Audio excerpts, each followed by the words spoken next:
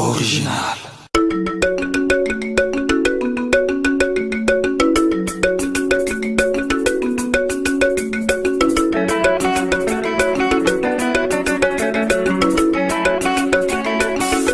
Oui, maman Bijou aye kolakisa bino ndenge pizza na ye ebeli.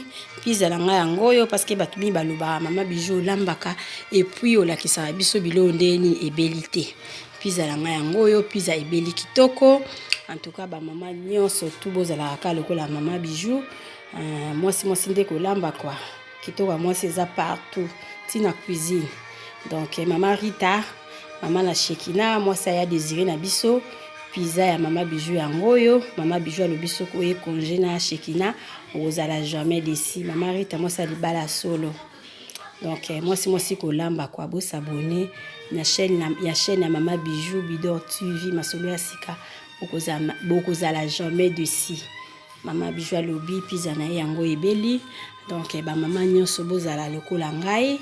Donc bokozala vraiment boba no sepelisa libota. Donc c'est ça quoi. À côté de lamba penza na lamba ngai.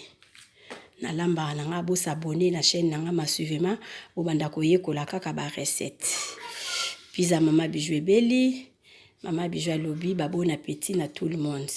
Bo s'abonner ma suivement Bidor TV ma solo ya sika.